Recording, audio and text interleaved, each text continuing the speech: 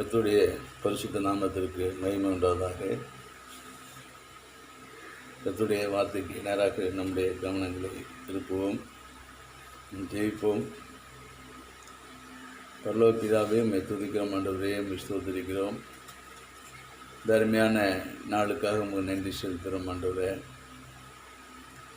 ஆண்டவரே, உம்மை துதித்து பாடி உம்முடைய நாமத்தை நாங்கள் மகிமைப்படுத்தினோம் ஐயா. என் நாமத்தை பிரஸ்தாபப்படுத்துகிற எந்த ஸ்தானமாக இருந்தாலும் நான் வந்து உங்களை ஆசிர்விப்பேன் என்று சொன்ன வாக்கின்படியே அப்பா, எங்களை ஆசிர்விக்கும்படியாக நீ வந்திருக்கிறதுக்கு ஸ்தோத்திரம். இந்த வேளையிலும் பரலோகத்திலிருந்து உம்முடைய வார்த்தையை எங்களுக்கு அனுப்பித்து கொடுக்க சொல்லிக்கிறோம். ஆண்டவரே, உம்முடைய வார்த்தைகளை அனுப்பி நீ குணப்படுத்துகிற தேவன் என்று சங்கீதத்தை எழுதியிருக்கிறது ஆண்டவரே. அப்படியே உம்முடைய வார்த்தையை அனுப்பித்து கொடுத்து எங்களை ஆசிர்விக்க நாங்கள் சொல்லிக்கிறோம். இந்த வார்த்தைகள் ஆண்டவரே எங்களுக்கு மிகவும் ஆசீர்வாதமாக மாறட்டும் ஆண்டவரே. அவைகளை கேட்டு கை கொண்டு ஆண்டவரே அபியாசித்து வாழ்க்கையை பயன்படுத்தி ஆசீர்வாதங்களை பெற்றுக்கொண்டு உங்களுக்கு சாட்சியாக வாழ்வதற்கு எங்களுக்கு உதவி செய்யுங்க. பரிசுத்த ஆவியானவரே, நீர் ஆளுகை செய்யுங்கப்பா. அப்படியே நீ மறைத்து நீ வெளிப்படும், நம்முடைய நாமம் மாத்திரம் மகிமைப்படட்டும். அப்படியே செய்யுங்க. இருக்க ஸ்தோத்திரம். எங்களுடைய இருதயங்களை உங்களுக்கு நேராக, இந்த வார்த்தைக்கு நேராக எங்களை திருப்பிக் கொள்ளும். தொடர்ந்து ஆண்டவரே உங்களுடைய நாமத்தை எங்களை மகிமைப்படுத்தும். தேவக்கரம் தேவதாசை ஆண்டவரே எங்கள் மீது இறங்கட்டும். தொடர்ந்து நடத்தும். ஆவியானவர் ஆதிஷை இயேசு நாமத்தில் ஜெபிக்கிறோம் பிதாவே, ஆமென். ஆமென். கர்த்தர் நல்லவர், அவர் கிருபை என்றும் உள்ளது. இன்றைய நாளிலும் நாம் தியானிக்கும்படியாக தெரிந்து கொள்ளப்பட்ட கர்த்தருடைய வார்த்தை அப்போஸ்தலனாகிய பவுல் பிலிப்பியருக்கு எழுதின நிருபம் 4வது அதிகாரம் 4வது வார்த்தை. பிலிப்பியருக்கு எழுதின நிருபம் 4வது அதிகாரம் 4வது வார்த்தை நான் வாசிக்கிறேன். கர்த்தருக்குள் எப்பொழுதும் சந்தோஷமாயிருங்கள், சந்தோஷமாயிருங்கள் என்று மறுபடியும் சொல்கிறேன். கர்த்தருக்குள் எப்போதும் சந்தோஷமாயிருங்கள், சந்தோஷமாயிருங்கள் என்று மறுபடியும் சொல்கிறேன் என்று பவுல் எழுதுகிறார். ஆண்டவர் நம்மிடத்தில் இன்றைக்கு எதிர்பார்க்கிற, அவர் விரும்புகிற காரியம் என்னவென்றால், அவருடைய பிள்ளைகளாகிய நாம் சந்தோஷமாக இருக்க வேண்டும். நம்ம வாழ்க்கையில் சந்தோஷமாக இருக்க வேண்டும். நமக்கு கொடுத்த, ஆண்டவர் கொடுத்த எல்லா விதமான ஈவுகளிலும் நாம் சந்தோஷமாக இருக்க வேண்டும் என்று ஆண்டவர் விரும்பி பவுல் மூலமாக நம்மிடத்தில் பேசுகிறார். சந்தோஷமாக இருங்கள். நாம் எப்படி சந்தோஷமாக இருப்பது? கர்த்தருக்குள் எப்போதும் சந்தோஷமாக இருங்கள். உலகம் நம்மை காயப்படுத்தும், உலகம் நம்மை துக்கப்படுத்தும், பிசாசு தந்திரமாக செயல்பட்டு அநேக வேதனைக்குள்ளாக நம்மை நடத்துவான். ஆனாலும் ஆண்டவர் சொல்கிறார், அவைகள் எல்லாவற்றிலும் இருந்து நாம் ஜெயம் பெற வேண்டுமானால் நாம் கர்த்தருக்குள் சந்தோஷமாக இருக்க வேண்டும். சத்ரு நமக்கு விரோதமாக எழும்பி தீமையான காரியங்களை நம்முடைய வாழ்விலே நடப்பிக்கும்போது நாம் கர்த்தருக்குள் சந்தோஷமாக இருப்போமே ஆனால் சத்ரு பிசாசு வெட்கப்பட்டு போவான். எனவே தான் எப்படிப்பட்ட சூழ்நிலை சந்தோஷமாக இருங்கள், சந்தோஷமாயிருங்கள்.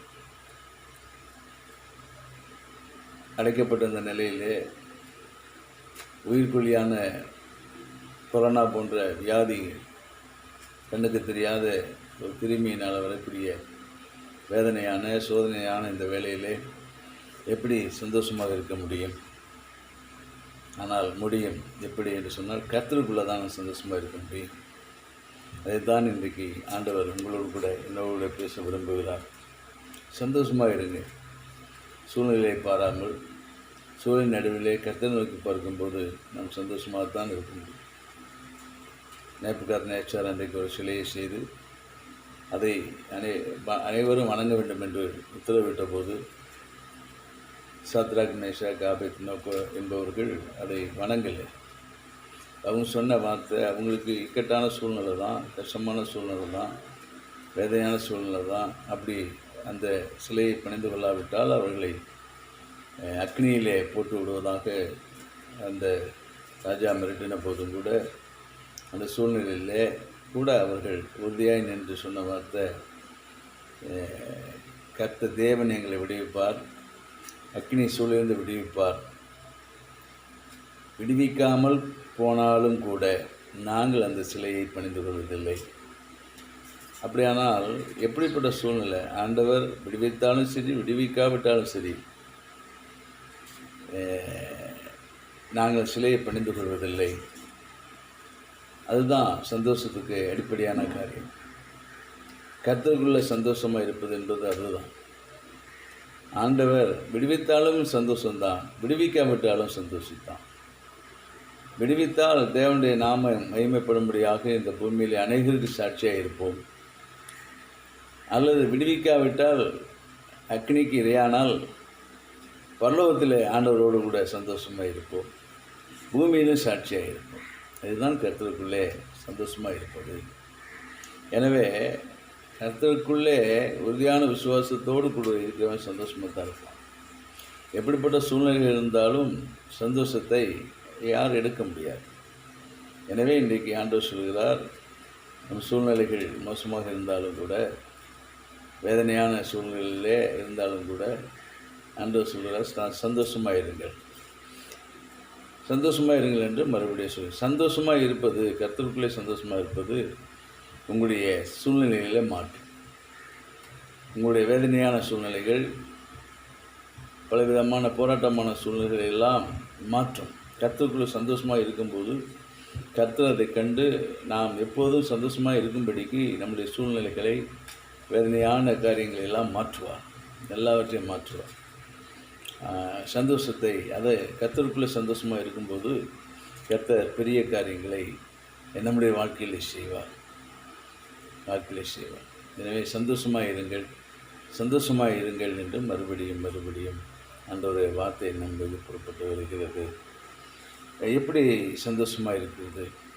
அநித்தியமான காரியங்களிலே நான் சந்தோஷமாக இருக்கக்கூடாது. நல்லது, அநித்தியமான காரியங்கள் எல்லாவற்றிலும் சந்தோஷமாக, உலக காரியங்கள் இவைகளிலே நாம் சந்தோஷமாக இருக்கக்கூடாது. இதில் நாம் பார்ப்போமானால், யோனா என்ற ஒரு மனிதன், ஒரு தீர்க்கதரிசி, அவன் நினிவேக்கு விரோதமாக சென்று தீர்க்க தரிசனம் உரைத்த போது நினிவே கவிழ்த்துப்பட்டு போகும் என்று சொல்லி தீர்க்க தரிசனம் உரைத்தான். அப்பொழுது அவன் அந்த ஊருக்கு வெளியே சென்று நினிவே கவிழ்க்கப்பட்டு போகிறதா என்பதை பார்க்கும்படிக்கு அவன் வெளியே காத்திருந்த போது ஒரு ஆமணக்கு செடியினுடைய நிழலிலே அவன் அமர்ந்திருந்தான். அந்த ஆமணக்கு செடி ஒரு பூச்சினாலே அழித்து போடப்பட்ட போது அவன் துக்கப்பட்டான். ஆனால் அந்த ஆமணக்கு செடி நிமித்தம் அவன் சந்தோஷமாக இருந்தான் என்று யோனா 4:6 நான் வாசிக்கிறேன். ஆமாம். அப்போ அது என்னென்னா அநித்தியமான சந்தோஷம், ஆமணக்கின் மேலே சந்தோஷம். ஆமாம், ஆமணக்கின் மேலே சந்தோஷம். அது பூச்சி ஏற்றி போட்டது, அதில் சந்தோஷமாக, கர்த்தருக்குள்ளே சந்தோஷமாக இருக்குது. ஆமணக்கு மேலே, அழிந்து போகிற காரியங்கள் மேலே, உலகத்தின் காரியங்களிலே நாம் சந்தோஷமாக இருப்போமானால் அது சீக்கிரத்தில் அழிந்து போகும். அது ஒரு நாள் அழிந்து போகும். ஆமாம், அழிந்து போகும். இளமையும் வாலிபமும் ஒரு நாள் அழிந்து போகும். அதனால் ஆண்டவர் சொல்கிறார், என்ன சொல்லணும்னா, கர்த்தருக்குள்ளே சந்தோஷமாக இருக்கணும். யோசேப்பு அவன் தன்னை காத்து கொண்டான்னு சொல்லி வேறு சொல்லுது. கர்த்தருக்குள்ளே சந்தோஷமாக இருந்தான். அவனுக்கு உபத்திரவங்கள், போராட்டங்கள் வந்தாலும் கூட கர்த்தருக்கு விரோதமாக இத்தனை பெரிய பாவம் செய்வது எப்படி என்று சொல்லி கர்த்தருக்குள்ளே காத்துக்கினான். உலகத்தின் சந்தோஷத்தை அவன் விரும்பலை. அநித்தியமான அந்த சந்தோஷத்தை, அழிந்து போகிற சந்தோஷத்தை, மனிதர்களால் மேன்மைப்படுத்தக்கூடிய சந்தோஷத்தை அவன் விரும்பலை. அவன் சொன்னான், நான் இப்படிப்பட்ட அந்த சந்தோஷத்துக்காக கர்த்தருக்கு விரோதமாக பாவம் செய்வது எப்படி, கர்த்தருக்குள்ளே இருக்கக்கூடிய சந்தோஷத்தை நான் எப்படி கெடுத்துக்கொள்வது என்று சொல்லி அவன் என்ன செய்யணும், தன்னை காத்து கொண்டான். இந்த உலகத்தின் சந்தோஷத்தின் மேலே அவனுடைய இதயத்தை அவன் செலுத்தலை. அதனால் அநித்தியமான பாவங்கள், பாவ சந்தோஷம் நம்மளுக்கு தேவையில்லை. உலகம் கொஞ்சம் சந்தோஷத்தை கொடுக்கும். ஆனால் அந்த சந்தோஷம், உலகத்தின் சந்தோஷங்கள் நம்ம ஒரு மன மகிழ்ச்சியை தர்றதுக்கு முடியவே முடியாது. அதான் வேதம் சொல்லுது, உலகத்தில் உள்ளவைகளை அன்பு கூறாதிருங்கள்.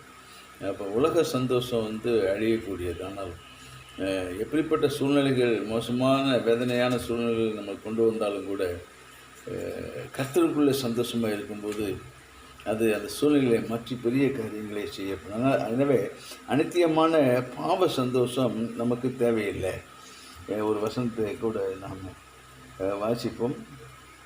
எபிரேயர் 11:25 நாம் வாசிக்கும்போது, எபிரேயர் 11:25 நான் வாசிக்கிறேன். அநித்தியமான பாவ சந்தோஷங்களை அனுபவிப்பதை பார்க்கலும் தேவனுடைய ஜனங்களுடைய துன்பத்தை அனுபவிப்பதை தெரிந்து கொண்டார். பாருங்கள், மோசே அதுக்கு முதல் வருஷம் சொல்லி, விசுவாசத்தினாலே மோசே தான் பெரியவனான போது பார்வோனுடைய குமாரத்தின் மகன் என்னப்படுவதை வெறுத்து அநித்தியமான பாவ சந்தோஷங்களை அனுபவிப்பதை பார்க்கலும் தேவனுடைய ஜனங்களோடு கூட துன்பத்தை அனுபவிப்பதை தெரிந்து கொண்டான் என்று நாம் அதை வாசிக்கிறோம். அப்போ அநித்தியமான பாவ சந்தோஷங்கள் உலகத்தில் இருக்குது. அதில் நம்ம சந்தோஷமாக இருக்கணும் அந்த விரும்பலை. கர்த்தருக்குள்ளே சந்தோஷமாக இருங்கள். மோசே அதுதான் தெரிந்து கொண்டான். அவன் பார்வோன் குமாரத்தி என்ற ஒரு பெருமையான மேன்மையான உலக காரியங்களில் உயர்வான ஒரு நிலைமையை அவன் விரும்பலை. நம்ம எப்படிப்பட்டதை விரும்பினான்னு சொன்னால், தேவ ஜனங்களோட துன்பத்தை தெரிந்து கொண்டான். அதில் அவன் கர்த்தருக்குள்ளே சந்தோஷமாக இருந்தான். அதான் முக்கியம். இதுதான் கர்த்தருக்குள்ளே சந்தோஷமாக இருக்குது. அப்போது அநித்தியமான பாவ சந்தோஷங்களை நாம் பெருக்க வேணும். அதில் நம்ம சந்தோஷத்தை பெற்றுக்கொள்ள முயற்சி பண்ணக்கூடாது. அது நம்ம கர்த்தருக்குள்ள ஒரு சந்தோஷமாக நம்ம இருக்க முடியாது. அதனால் அநித்தியமான பாவ சந்தோஷங்கள், நமக்கு உலக சந்தோஷங்கள் வேணாம். ஆமணக்கினுடைய சந்தோஷங்கள் வேணாம். ஆமணக்கினுடைய நிழல் குளிர்ச்சியாக தான் இருக்கும் இல்லையா? கொஞ்ச நேரம் குளிர்ச்சியாக, ஆனால் அது அழிந்து போகும். அப்போ இழப்பு வரும். உன்னை எதிர்பார்த்து நம்ம காத்திருப்போம், அதில் சந்தோஷமாக இருப்போம். அது என்ன செய்யும்? அது ஒரு முடிந்து போகும். நம்ம வாழ்க்கையில் இதை சிலருக்கு நம்பி நம்ம இருப்போம்.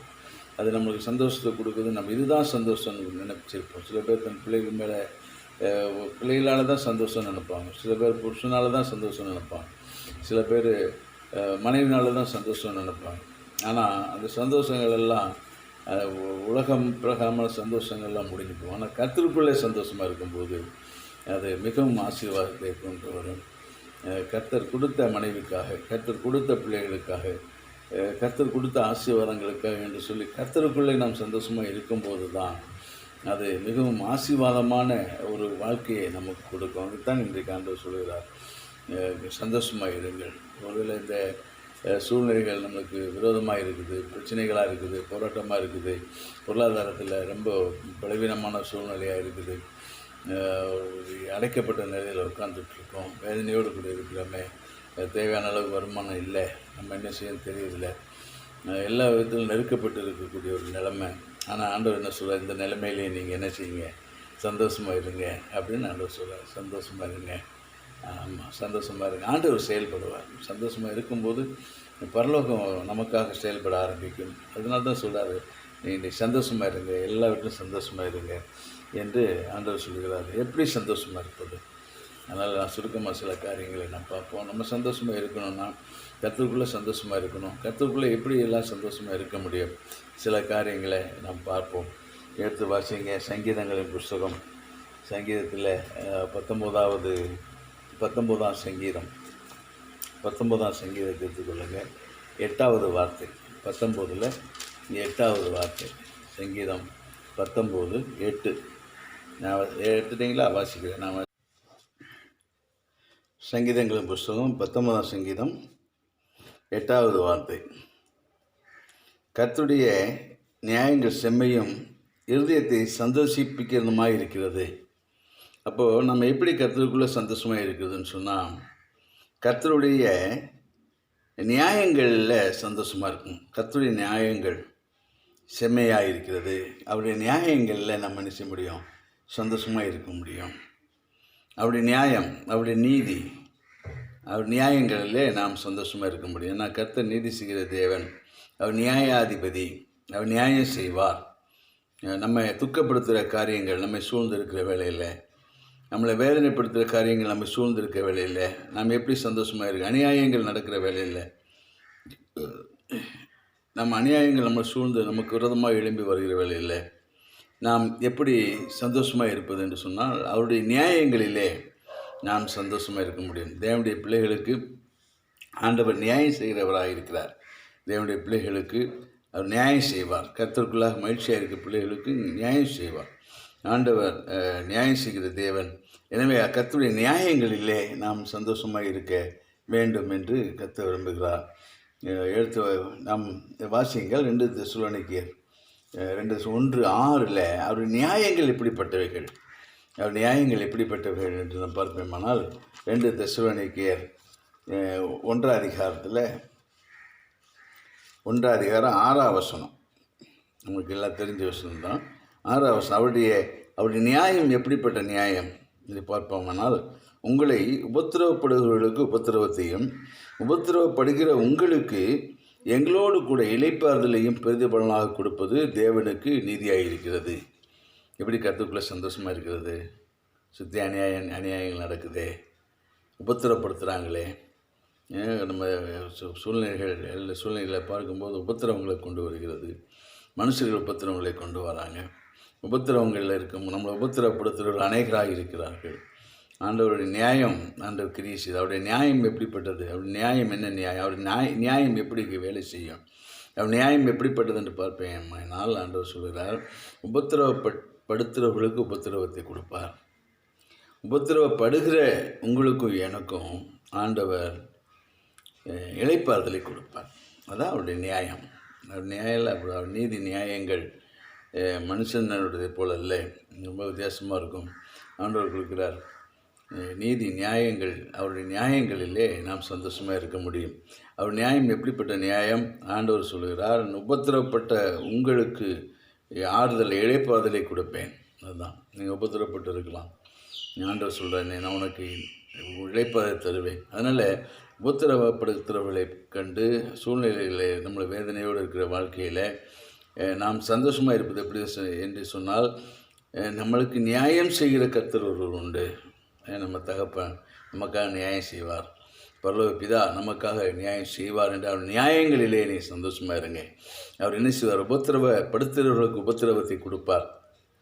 உபத்திரவப்பட்ட உங்களுக்கும் எனக்கும் ஆண்டவர் இளைப்பாறுதலை கொடுக்க போதுமானவராக இருக்கிறார்.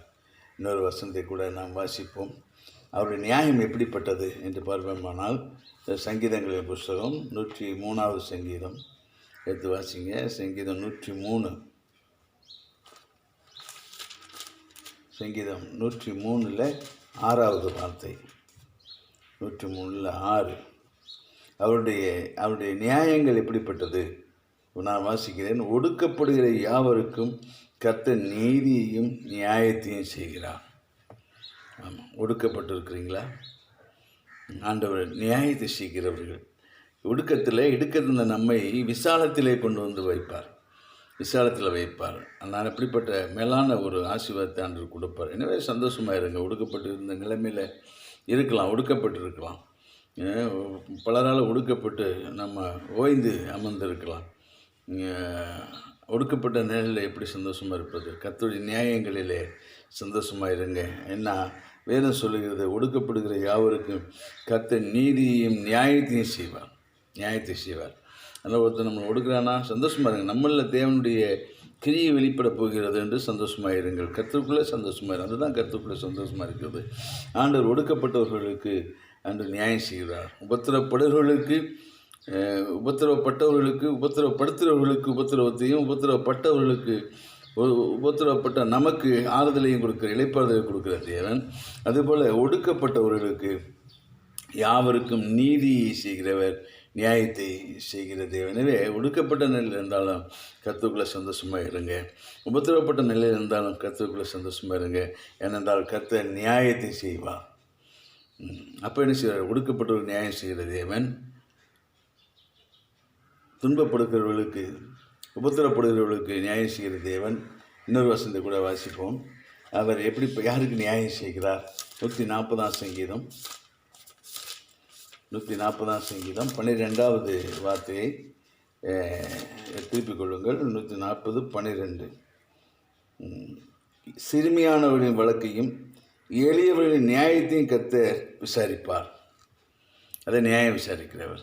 எளியவரின் நியாயத்தை விசாரிப்பார். எனக்காக நியாயம் செய்வதற்கு யாருமே இல்லையா? எளியன் சொல்லி ஏறலையே, அற்பமாக எண்ணப்படுகிறேனே, என் வார்த்தை எனக்கு நியாயம் செய்வர் யாருமே இல்லையா என்று நீங்கள் கவலைப்படாதிருங்கள். ஆண்டவர் சொல்கிறாரு, எளியவர்கள் ஜெபத்தை கேட்கிறவர், எளியவர்களுக்கு நியாயம் செய்வார். நீங்கள் ஒரு எளியவராக காணப்படுறீங்களா? அதனால் நானே ஒரு எளிய நிலையில் இருக்கக்கூடியவன். எனக்கு என்ன சந்தோஷத்தை நான் பார்க்க முடியும் என்று நீங்கள் ஒருவேளை சோர்ந்து போயிருக்கலாம். ஆண்டவர் சொல்கிறாரு, எளியவர்களை ஜெபத்தை நான் கேட்கிறவர் என்று சொல்கிறாரு. சிறுமையான வழக்கையும் எளியவரின் நியாயத்தையும் கர்த்தர் விசாரிப்பார். கர்த்தர் விசாரிக்கிற நாளிலே ஆண்டவர் நமக்கு நன்மையான ஈவுகளை கொடுத்து ஆசீர்வதிப்பார். எனவே எளியவர்களாக இருக்கிறோமே, நமக்காக யார் நியாயம் செய்வார் என்று நாம் சோர்ந்து இருக்கலாம். ஆண்டவர் நியாயத்தை, எளியவரினுடைய நியாயத்தை ஆண்டவர் விசாரிக்கிறவர். சிறுமியானவருடைய வழக்கை விசாரிக்கிறது. எனவே கர்த்தருக்குள் சந்தோஷமாக இருங்க. அப்போ இப்படிப்பட்ட காரியங்கள் ஆண்டவர் சொல்ல நியாயம் செய்கிறதுனால தேவனுடைய நியாயங்களிலே, கர்த்தருடைய நியாயங்களிலே சந்தோஷமாக இருக்க முடியும். யாரெல்லாம் சந்தோஷமாக இருக்கலாம்? கர்த்தருடைய நியாயங்கள் யாருக்கெல்லாம் செயல்படுத்தப்படும், கர்த்தர் யாரெல்லாம் இந்த நியாயத்தில் கர்த்தர் நன்மையை கொண்டு வருவார் என்று பார்ப்போம். உபத்திரவப்படுகிறவர்களுக்கு, ஒடுக்கப்படுகிறவர்களுக்கு, எளியவர்களுக்கு, சிறுமியானவர்களுக்கு, இவங்க தான் அநேக துக்கத்திலே துன்பத்தில் இருக்கக்கூடியவர்கள். வாழ்க்கையில் சந்தோஷத்தை என்பதை அவர்களால் காண முடியாது. ஏனென்றால் அவர்கள் உபத்திரவப்பட்டவர்கள், அவர்கள் ஒடுக்கப்பட்டவர்கள், எளியவர்கள், சிறுமியானவர்கள், அவர்களுக்கெல்லாம் நியாயம் செய்கிற தேவன் நியாயம் செய்வார். அவருடைய வழக்கை தீர்த்து வைப்பார்.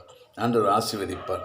ஒருவேளை எப்படி வழக்கெல்லாம் மாட்டிகிட்டு இருக்கீங்களோ, ஒன்றும் கவலைப்படாதீங்க. துக்கமாக இருக்கீங்களோ, சந்தோஷமாக இருங்க. கர்த்தருக்குள்ளே சந்தோஷமாக இருங்க. ஏனென்றால் அவர் நியாயங்களின் தேவன். அவர் நியாயங்களின் தேவன். அதான் சங்கீதம் 19:8 வாசனம். கர்த்தரின் நியாயங்களிலே சந்தோஷமாக இருங்க. எப்படிப்பட்ட சூழ்நிலை இருந்தாலும் சரி, உபத்திரப்பட்ட சூழ்நிலையில் வந்தாலும் சரி, ஒடுக்கப்பட்ட சூழ்நிலை இருந்தாலும் சரி, எளிய நிலையில் நம்ம இருந்தாலும் சரி, சிறுமைப்படுத்தப்பட்ட நிலையில் இருந்தாலும் சரி, ஆண்டவர் நியாயம் செய்ய நீங்கள் எப்படி சந்தோஷமாக இருப்பது? இப்படிப்பட்ட நிலையில் நாங்கள் இருக்கிறோமே என்று நீங்கள் ஒருவேளை யோசிப்பீர்களானால், ஆண்டவர் உங்களுக்கு சந்தோஷத்தை, சமாதானத்தை கொடுக்கும்படிக்கு ஆண்டவர் நியாயம் செய்வார். அதனால் எதில் சந்தோஷமாக இருக்க? நியாயங்களை சந்தோஷமாக இருங்க. உங்களை ஒடுக்கப்பட்ட நிலையில் இருக்கீங்களா? பரவாயில்லை, ஆண்டவர் உங்களுக்கு நியாயம் செய்வார். நீங்கள் அதனால் ஒடுக்கப்பட்ட நிலையில் இருக்கும்போது ஆண்டவர் நிலை நியாயம் செய்வார் என்று கர்த்தருக்குள்ளே சந்தோஷமாக இருங்க. உபத்திரவப்பட்ட நிலையில் நீங்கள் இருக்கிற போது கர்த்தர் எனக்கு நியாயம் செய்வார் என்று கர்த்தருக்குள்ளே சந்தோஷமாக இருங்க. எளியவர்களாக இருக்கும்போது, சிறுமியானவர்களாக இருக்கும்போது, சிறுமைப்பட்ட நிலையில் இருக்கும்போது கர்த்தர் எனக்கு நியாயம் செய்வார் என்று சொல்லி அதில் சந்தோஷமாக இருங்க. கர்த்தர் நியாயம் செய்வார். கர்த்தருடைய நியாயத்திலே சந்தோஷமாக இருங்கள். இப்படிப்பட்ட சூழ்நிலையில் இருக்கிறவர்களாக இருந்தாலும் கர்த்தர் நியாயம் செய்கிற தேவனாக இருந்து உங்களுக்கு ஆதரவாக நியாயம் செய்வார். எனவே கர்த்தருக்குள்ளே நாம் சந்தோஷமாக இருக்க முடியும். கர்த்தருக்குள்ளே சந்தோஷமாக இருங்கள். ரெண்டாவது, எப்படி நாம் கர்த்தருக்குள்ளே சந்தோஷமாக இருக்கிறது? எடுத்து வாசியுங்கள். சங்கீதங்களின் புஸ்தகம் 40ஆம் சங்கீதம், சங்கீதம் 40:16 வசனம். சங்கீதம் 40:16. திருப்பிக் கொள்ளுங்கள். சங்கீதம் 40:16 வசனம் நான் வாசிக்கிறேன். 40:16. உம்மை தேடுகிற அனைவரும் உமக்குள் மகிழ்ந்து சந்தோஷப்படுவார்களாக. உம்மை தேடுகிற அனைவரும் உமக்குள்ளே மகிழ்ந்து சந்தோஷப்படுவார்களாக. அப்போது எப்படி நம்ம கர்த்தருக்குள் சந்தோஷமாக? அவரை தேடணும், கர்த்தரை தேடணும். கர்த்தரை தேடினாலே சந்தோஷம்தான். உலக மனுஷனை தேடக்கூடாது. எந்த ஒரு காரியத்தை குறித்தாவது உலகத்தை மனுஷனை தேடக்கூடாது. கர்த்தரை தேடும்போது தான் அந்த இடத்துல நம்மளுக்கு சந்தோஷம் உண்டாகும். கர்த்தரை தேடினாலே சந்தோஷம்தான். கர்த்தரை தேடினாலே சந்தோஷம்தான். ஒரு நடக்க முடியாத காரியங்கள், செயல்பட முடியாத நிலையில் இருக்கக்கூடிய காரியங்கள், இவைகளுக்காக ஒரு மனுஷனை போய் பார்த்து, ராஜாவை பார்த்து, மந்திரியை பார்த்து ஒன்று ஆகப் போவதில்லை. ஆனால் மந்திரியை செயல்பட வைக்கக்கூடிய தேவனிடத்தில் போய் நாம் அவரை தேடும்போது, அவரிடத்திற்கு போகும்போது தான், அவரை தேடி போகும்போது தான் அந்த இடத்துல நாம் என்ன செய்ய முடியும்? பெரிய வெற்றியை காண முடியும். ஆமாம், இன்றைக்கு தமிழ்நாட்டில் அநேக விதமான குற்றங்களுக்கு முக்கிய காரணமாக இருப்பது மதுக்கடைகளை திறந்து வைத்திருப்பது. மதுக்கடைகள் இன்றைக்கி மதுபானத்தை குடித்து ஜனங்கள் வெறித்து குற்ற செயல்களில் ஈடுபடுவதற்கு அடிப்படையாக இருக்கிற இந்த மதுவை ஒழிக்க வேண்டும், இந்த கடையை மூட வேண்டும் என்று சொல்லி அநேக விதமான போராட்டங்களை இப்பொழுது தமிழ்நாட்டில் செய்து வருகிறார்கள். ஆனால் தேவ பிள்ளைகள் செய்ய வேண்டிய காரியம், அதுக்காக போயிட்டு ஒரு மந்திரியிடமோ ஒரு அதிகாரியிடமோ போய் நாம் போராட்டம் நடத்துவதை விட முதலாக தேவனிடத்தில் போய் தேடணும். கர்த்தரை தேடணும். இந்த விஷயத்தில் ஆண்டவரே, எங்கள் தேசம் அழிந்து கொண்டிருக்கிறது, கொடுமையான குற்றங்கள் பெருகி கொண்டிருக்கிறது, அதுக்கு அடிப்படை காரணமாக இருக்கிற அந்த மதுவை ஆண்டவரே, அந்த மது கடையை மூடும்படியாக நம்முடைய வல்லமை வெளிப்பட்டு நீங்கள் மூடுங்கப்பா என்று சொல்லி கர்த்தரை தேடும்போது தான் அங்கே அதில் ஒரு விடுதலையை காண முடியும். என்னென்றால் எல்லாவற்றையும் செயல்பட வைப்பது கர்த்தருடைய கரமே. அவரால் முடியாத ஒன்றுமே இல்லை. மனுஷனால் கூடாதவைகள் தேவனால் கூடும். எனவே அவருடைய வல்லமையை நாம் பயன்படுத்த நம்ம இருந்திருக்க வேண்டும். வாழ்க்கையில் பயன்படுத்த முதல்ல கர்த்தரை தேடுங்கள், அப்போது பிழைப்பீர்கள். அதுதான், கர்த்தரை தேடுங்கள், நீங்கள் சந்தோஷமாக இருப்பீங்க. உங்களை துக்கப்படுத்துதா ஒரு காரியம், உலகத்தில் காரியங்கள் துக்கப்படுத்துதா, உங்களை வேதனைப்படுத்துதா, நீங்கள் உங்கள் வாழ்க்கையில் அநேக காரியங்கள் துக்கப்படுத்தும் போது, வேதனைப்படுத்தும் போது, நீங்கள் அங்கே எங்கேன்னு சொல்லி மனுஷனை தேடாமல் என்ன செய்யணும், கர்த்தரையே நீங்கள் தேடும்போது எந்த காரியம் உங்களை துக்கப்படுத்தினதோ அதை சந்தோஷமாக மாற்றுவார். அதுக்கு முன்னதாக நீங்கள் கர்த்தருக்குள்ளே சந்தோஷமாக இருக்க முடியும். கர்த்தருக்குள்ளே சந்தோஷமாக இருக்கணும். அதான் வேதம் சொல்லுகிறது, கர்த்தரை தேடினாலே சந்தோஷம்தான். ஆமாம், கர்த்தரை தேடுங்கள், அப்போது சந்தோஷமாக இருப்பீங்க. 40:16 வாசிப்போம். உண்மை தேடுகிற அனைவரும் உண்மையிலே மகிழ்ந்து சந்தோஷப்படுவார்களாக. சங்கீதங்களின் புஸ்தகம் 34:10 கர்த்தரை தேடுகளுக்கோ ஒரு நன்மையும் குறையக்கூடாது, குறைவிலே கர்த்தரை தேடுங்க. ஆமாம், அதை தான் சங்கீதக்காரன் சொல்லுகிறான். அந்த பகுதி நல்லா எல்லாருக்கும் தெரிஞ்ச வசனம். சிங்கக்குட்டிகள் கூட தாட்சி இருந்து பட்டினியாக கிடைக்கும். ஏன்னா அது இறை தேடி சாப்பிட்டா தான் அது திருப்தி.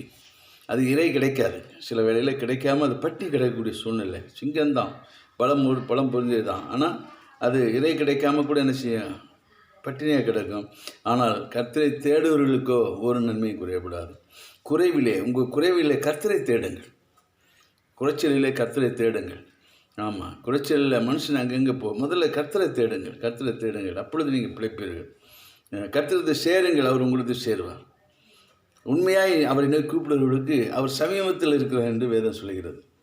ஆமாம், உண்மையாய் அவர் சங்கீதம் 145:18 சொல்லப்பட்டிருக்குது. உண்மையாய் அவரை நோக்கி கூப்பிடுவர்கள் கர்த்தர் மிகவும் சமீபமாக இருக்கிறார் என்று சொல்லி. ஏன்னா கர்த்தரை தேடும்போது குறைவிலே கர்த்தரை தேடுங்க. சிங்க குட்டிகள் தாட்சியிருந்து பட்டினியாக கிடைக்கும். ஆனால் கர்த்தரை தேடுவதற்கோ ஒரு நன்மை குறைவுபடாது. அப்படின்னு குறைவிலே, உங்களுக்குள்ள குறைவிலே நீங்கள் என்ன செய்யுங்க, மனுஷனை தேடாதீங்க, கர்த்தரை தேடுங்க. அப்போது நீங்கள் கர்த்தரில் சந்தோஷமாக இருங்க. அப்போ கர்த்தரை தேடும்போது சந்தோஷம் வரும். எப்படின்னா, குறைச்சலிலே கர்த்தரிடத்தில் போய் நல்ல காரியங்களை ஒப்புவித்து ஜெபித்து ஆண்டவரிடத்தில் அவரை தேடி அவரிடத்துல சந்தோஷமாக இருக்கும்போது, கர்த்தரிடத்தில் சந்தோஷமாக இருக்கும்போது உங்களுடைய தேவைகள் எல்லாமே சந்திக்கப்படும். அதை தான் சொல்கிறேன், கர்த்தரை தேடுவர்களுக்கோ நன்மை குறையப்படாது. கர்த்தரை தேடுங்கள், நீங்கள் சந்தோஷமாக இருப்பீங்க. கர்த்தரை தேடினது சந்தோஷம். ஏசாயா தீர்க்கதரிசி புஸ்தகம் 34:16 வசனத்தை எடுத்து வாசிங்க. ஏசாயா 34:16. ஏசாயா 34:16 திருப்பிக் கொள்ளுங்கள். ஏசாயா 34:16 நான் வாசிக்கிறேன். அப்போது கர்த்தருடைய புஸ்தகத்திலே தேடி வாசியுங்கள். அப்போது கர்த்தரை தேடுங்கள், சந்தோஷமாக இருப்பீங்க. அப்போ குறைச்சலில் கர்த்தரை தேடுங்க, சந்தோஷமாக இருப்பீங்க. கர்த்தரை தேடுங்கள். எப்படி தேடுவது என்று சொன்னால், கர்த்தருடைய புத்தகத்தில் தேடி வாசியுங்கள். ஆமாம், கர்த்தருடைய புத்தகத்தில் உங்களுக்கு சந்தோஷம் இருக்குது, வேதத்தில் சந்தோஷமாக இருக்குது. வேதமே என் மனமகிழ்ச்சி. அதை இப்போ நம்ம என்ன செய்யணும், வேதத்தில் சந்தோஷமாக இருக்கணும், வேதத்தை வாசிக்கணும், தேடி வாசிக்கணும். கர்த்தருடைய புத்தகத்தை தேடி வாசியுங்கள். காரியங்களை இப்படியா இருக்கிறது என்று சொல்லி என்ன செய்யணும், தேடி வாசிக்கணும். வாசிக்கும்போது கர்த்தருக்குள்ளே நான் சந்தோஷமாக இருக்க முடியும். கர்த்தருக்குள்ளே சந்தோஷமாக இருப்பதனுடைய ஒரு அடையாளம் என்பதென்றால் வேதத்தை வாசிப்பது. அதனால் குறைவிலே கர்த்தரை தேடுங்கள், கர்த்தருக்குள்ளே சந்தோஷமாக இருப்பீங்க. உங்களுடைய வேதனையில் வியாகுலத்தில் கர்த்தருடைய புத்தகத்தை தேடி வாசியுங்கள். கர்த்தருடைய புத்தகத்திலே தேடி வாசியுங்கள். அப்பொழுது உங்களுடைய சந்தோஷம் நிறைவாக இருக்கும். கர்த்தருக்குள்ளே சந்தோஷமாக இருப்பீர்கள்.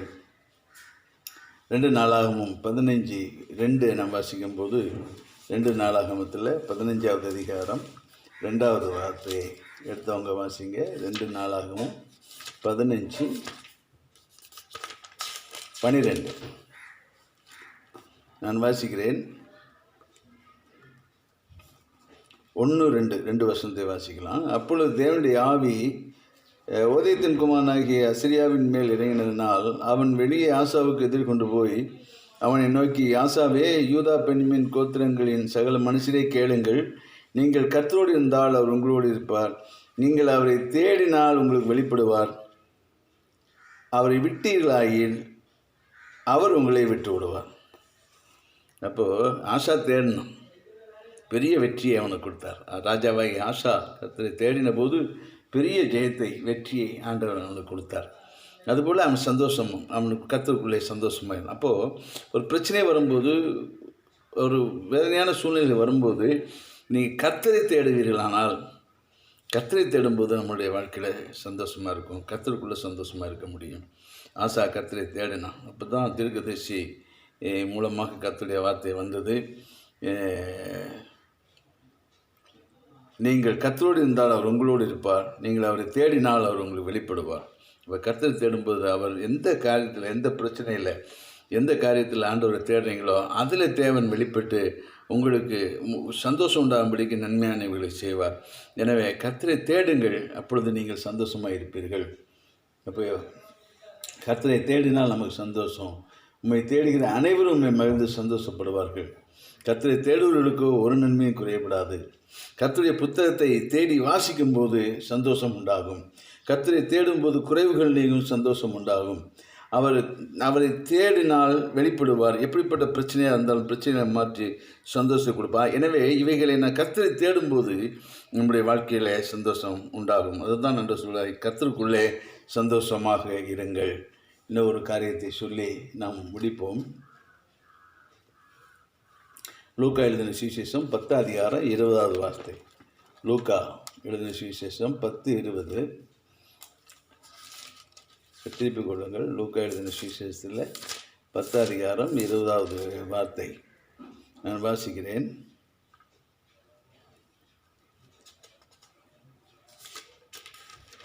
லூக்கா எழுதின சுவிசேஷத்தில் 10:20 வார்த்தை. ஆகிலும் ஆவியில் உங்களுக்கு கீழ்ப்பற்றியதற்காக நீங்கள் சந்தோஷப்படாமல் உங்கள் நாமங்கள் பரலோகத்தில் எழுதியிருக்கிறதுக்காக சந்தோஷப்படுங்கள் என்றார். ஏசப்பா சொல்கிறாரு, உங்கள் நாமங்கள் எல்லாம் பரலோகத்தில் எழுதப்பட்டிருக்கிறது, எனவே சந்தோஷமாக இருக்குது. பூமியை குறித்த காரியங்கள் உங்களுக்கு வேதனையை கொண்டு வரும். பூமியினுடைய காரியங்கள், உலகத்தின் காரியங்கள் எல்லாமே பாருங்கள், நமக்கு வேதனையை, துக்கத்தை தான் கொண்டு வரும். எனவே நீங்கள் இந்த உலகத்தின் காரியங்களை குறித்து, வேதனையான காரியங்களை நினைத்து உங்களுடைய வாழ்க்கையை கெடுத்து போடாமல் பரலோகத்தில் உங்கள் நாமங்கள், பெயர்கள் எழுதப்பட்டிருப்பதற்காக சந்தோஷப்படுங்கள். அவங்க திருச்சியில் போனாங்க, பிசாசுகள்லாம் துரத்துனாங்க. இயேசுவின் நாமத்தினால பிசாசுகளை துரத்துனாங்க. வந்து சந்தோஷமாக சொன்னாங்க, பிசாசுகள்லாம் நாங்கள் துரத்துனாண்டவரே அப்படின்னு சொன்னாங்க. அப்போ ஆண்டவர் சொன்னார், இதுக்காக நீ சந்தோஷப்படாத, ஏன் பிசாசு துரத்திட்டேன் அப்படி சொல்லி சந்தோஷப்படாத. இன்றைக்கி அநேகர் அப்படி தான் சந்தோஷப்பட்டுட்டு இருக்கிறாங்க. உலகத்தின் காரியங்களில் சந்தோஷப்படாத, பிசாசை துரத்திட்டும் சந்தோஷப்படாத. பிசாசை துரத்துகிற வல்லமை கொடுத்த தேவனுடைய சித்தத்தின்படி உன்னுடைய பெயர்களெல்லாம் பரலோகத்தில் ஜீவ புஸ்தகத்தில் எழுதப்பட்டிருக்கிறது. பரலோகத்தில் நித்திய ஜீவனுக்கு தகுதியாக இருக்கிறமே என்று சொல்லி சந்தோஷப்படுங்க. கர்த்தரோடு சந்தோஷப்படுங்க. உலகம் உங்களை காயப்படுத்தலாம், துக்கப்படுத்தலாம், வேதனைப்படுத்தலாம். ஆனால் இந்த உலகத்தில் ஒரு நாள் வாழ்க்கை முடிஞ்சு போகும். ஆனால் நாம் பரலோகத்தில் நித்தியமாக இருக்கும்படிக்கு நம்முடைய பெயர்களெல்லாம் ஜீவ புஸ்தகம் எழுதப்பட்டிருக்கிறதே, அதை நினைத்து நாம் என்ன செய்யணும்? சந்தோஷப்படணும். இதுதான் ஆண்டவர் விரும்ப. கர்த்தருக்குள்ளே சந்தோஷப்படுங்கள். அநேக காரியங்கள் இருக்கிறது, ஆனால் சொல்லுவதற்கு நேரம் இல்லை, கரண்ட் வேறு இல்லை. எனவே கர்த்தருக்குள்ளே சந்தோஷமாக இருங்கள். கர்த்தருக்குள்ளே எப்படி சந்தோஷம்? அனித்தியமான சந்தோஷம் நமக்கு தேவையில்லை, உலக சந்தோஷம் தேவையில்லை. யோனா போல் ஆமனுக்கு மேலே நம்ம சந்தோஷமாக இருக்கக்கூடாது. மோசையை போல் அனித்தியமான பாவ சந்தோஷங்களில் பிரியப்படாமல் அவன் தேவனுடைய ஜனங்களோட துன்பத்தை அனுபவிக்கும்படி தெரிந்து கொண்டான். கர்த்தருக்குள்ளே சந்தோஷமாக இருந்தான். அதுபோல் கர்த்தரை தேடுங்கள், அப்பொழுது சந்தோஷமாக இருப்பீர்கள். உபத்திரவத்தில் கர்த்தரை தேடுங்க. உபத்திரப்பட்ட நிலையில் கர்த்தரை தேடுங்க. அப்போது நீங்கள் கர்த்தருடைய நியாயங்களில் சந்தோஷமாக இருப்பீங்க. எப்படி நீ சந்தோஷமாக இருப்ப? அவருடைய நியாயங்களில் சந்தோஷமாக இருங்க. உபத்திரவங்களிலே ஆண்டவர் நியாயம் செய்வார்.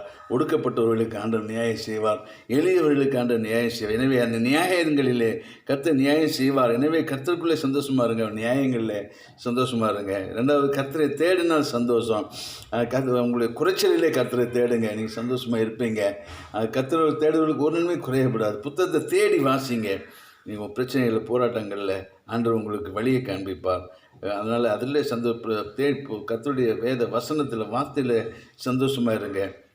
அப்பொழுது கர்த்தருடைய சந்தோஷத்தினாலே, தேவ சந்தோஷத்தினாலே உங்களை நிரப்புவார். கர்த்தருக்குள் சந்தோஷமாக இருக்க முடியும். கர்த்தரை தேடுங்கள், அப்போ வெளிப்படுவார். பிரச்சனை, போராட்டம், யுத்தமே வந்தது. ஆசாவுக்கு விரோதமாக யுத்தமே வந்தது. அப்போ அவன் செஞ்சான், கர்த்தரை தேடினான். கர்த்தர் பெரிய காரியத்தை செய்து அவனுக்கு ஜெயத்தை கொடுத்தார். எனவே ஜெயம் பெற்றுக்கொள்ள வேண்டுமானால் கர்த்தரை தேடுங்க. ஜெயம் கொடுத்து உங்களுக்கு சந்தோஷத்தை ஆண்டு கொடுப்பார். கர்த்தரிலே சந்தோஷமாக இருக்க முடியும். கடைசியாக, நம்முடைய பெயர்களெல்லாம் ஜீவ புஸ்தகத்தில் பரலோகத்தில் எழுதப்பட்டிருக்கிறது. நம்ம இங்கே ஓட்ட முடிஞ்ச உடனே நம்முடைய பேர் அங்கே இருக்கிறபடினாலே அங்கே நம்ம பரலோகத்துக்கு போக முடியும். எனவே எப்படிப்பட்ட வேதனையான சூழ்நிலையில் உலகத்தில் நம்ம சூழ்நிருந்தாலும் கூட நாம் கர்த்தருக்குள்ளே சந்தோஷமாக இருக்க முடியும். ஏன்னா அந்த உலக ஓட்ட ஒரு நாள் முடிஞ்சு போகும். பரலோகத்தில் நம்முடைய பேர் எழுதியிருக்குது. நம்ம பரலோகத்துக்கு சொந்தக்காரர்கள் என்று சொல்லி நம் கர்த்தருக்குள்ளே மிகவும் சந்தோஷமாக இருக்க முடியும். அப்படி சந்தோஷமாக இருப்போமா? எல்லா கண்களை மூடி நாம் எல்லோரும் ஜெபம், எல்லா கண்களை மூடி ஜெயிப்போம். நல்ல ஆண்டவரே, துதிக்கிறோம் ஐயா. நீ கொடுத்த வார்த்தைகளுக்காக உங்களுக்கு நன்றி செலுத்துகிறோம். கர்த்தருக்குள் சந்தோஷமாக இருக்க வேண்டும். ஆண்டவரே, சந்தோஷமாக இருங்கள் என்று மறுபடியும் சொல்கிறேன் என்று பவுல் சொன்னார். நாங்கள் எப்படி சந்தோஷமாக இருப்பது? கர்த்தருக்குள்ளே சந்தோஷமாக இருக்க முடியும். ஆண்டவரே, கர்த்தருக்குள் உம்முடைய நியாயங்களிலே நாங்கள் சந்தோஷமாக இருக்க முடியும். ஆண்டவரே, உம்மை தேடும்போது நாங்கள் சந்தோஷமாக இருக்க முடியும். எங்களுடைய பெயர்களெல்லாம் ஆண்டவரே உங்களுடைய ஜீவ புஸ்தகத்தில் பரலோகத்தில் எழுதப்பட்டிருக்கிறதுனால நாங்கள் சந்தோஷமாக இருக்க முடியும். நாங்கள் கர்த்தருக்குள் சந்தோஷமாக இருப்போம். ஆண்டவரே, அப்போ உங்களுடைய ஆசீர்வாதத்தை பெற்றுக்கொள்வோம். ஆண்டவர் சமாதானத்தின் தேவன் எங்களுடைய இருதயங்களை வாசம் பண்ணுவேன். நன்றியோடு உங்களுடைய வார்த்தைகளுக்காக நன்றி செலுத்துகிறோம். கர்த்தருக்குள் சந்தோஷமாக இருக்கும்படி ஆண்டவரே உம்முடைய நியாயங்களிலே சந்தோஷமாக இருப்போம். உம்மை தேடுறதுனாலே சந்தோஷமாக இருப்பேன். பெயர்களெல்லாம் ஜீவ புஸ்தகத்தில் எழுதப்பட்டிருக்கிறதுனாலே சந்தோஷமாக இருப்போம். ஆண்டவரே, கர்த்தருக்குள் சந்தோஷமாக இருக்க ஆண்டவர் இப்படிப்பட்ட வார்த்தையை கொடுத்தீங்களா? அதை ஸ்தோத்திரம். எங்களை எல்லாம் தாழ்த்தி என்ற கருத்தில் கொடுக்குறோம். ஆண்டவர், இதை கேட்டுக்கொண்டு பார்த்து கொண்டு இருக்கிற ஒவ்வொரு மேலும் பூர்ண கிருபை உண்டாயிருக்கட்டும். ஆண்டவரே, எல்லாரையும் ஆசீர்வதிங்க. குடும்பத்தில் எல்லா பிரச்சனையும் மாற்றி போட்டு கர்த்தருக்குள்ளே சந்தோஷமாக இருக்கும்படிக்கு ஆண்டவரே அவர்களை உறுதிப்படுத்துங்க. சந்தோஷனால் நிரப்புங்க, சமாதானம் நிரப்புங்க. ஆண்டவரே, உடைய வல்லமையின் பிரசன்னம் ஒவ்வொரு இடத்துலையும் இப்பொழுது இறங்கட்டும். இப்போ லாபா காத்தூராபா, உடைய வல்லமையின் பிரசன்னம் இப்பொழுது எல்லார் மேலே இறங்க முடியாது நான் செபிக்கிறேன். ஆண்டவரே, யாரெல்லாம் சமாதானமின்றி துக்கத்தோடு இருக்கார்களோ அவர்களுக்கெல்லாம் ஆண்டவரே உம்முடைய சமாதானம் உண்டாகும்படி, உம்முடைய சந்தோஷம் உண்டாகும்படி, கர்த்தருக்குள்ளே சந்தோஷமாக இருக்கும்படி உம்முடைய வல்லமை கிரியை செய்ய முடியாது செபிக்கிறேன். பெரிய காரியங்கள் செய்யுங்க. சமாதானத்தின் தேவனை ஆளுகை செய்ய முடியாது செபிக்கிறேன். இதை கேட்டுக்கொண்டிருக்கிற பார்த்து கொண்டிருக்கிற குடும்பத்தில் எல்லா பிரச்சனையும் மாற்றுங்க. போராட்டங்கள்லாம் நீங்கட்டும். இயேசுவின் நாமத்தினாலே சத்துருவின் கிரியைகள், அந்தகார கிரியைகள், சமாதானத்தை கெடுத்து போடுகிற, சந்தோஷத்தை கெடுத்து போடுகிற எல்லா விதமான பிசாசின் எதிர் வல்லமைகள் இன்றோடு முடியட்டும். இயேசுவின் நாமத்தினாலே தேவர் எழுந்தருளுவீராக. ஆண்டவரே ஸ்தோத்திரம். தேவரை எழுந்தருளுவீர்களாக. எல்லாருடைய துக்கம் சந்தோஷமாக மாறட்டும். ஆண்டவரே, நம்முடைய வல்லமை வெளிப்படுத்தும். அப்படியே செய்கிறீங்க, அதுக்கு ஸ்தோத்திரம். துதி கன மகிமை அனைத்து மிக்க செலுத்துகிறோம். இயேசுவின் நாமத்தில் செபிக்கிறோம் எங்கள் ஜீவன நல்ல பிதாவே. ஆமேன், ஆமேன், ஆமேன். கர்த்தர் உங்களை ஆசீர்வதிப்பார். சமாதானத்தோடு இருங்க. கர்த்தருக்குள் சந்தோஷமாக இருங்கள். கர்த்தர் உங்களை ஆசீர்வதித்து உயர்த்துவார்.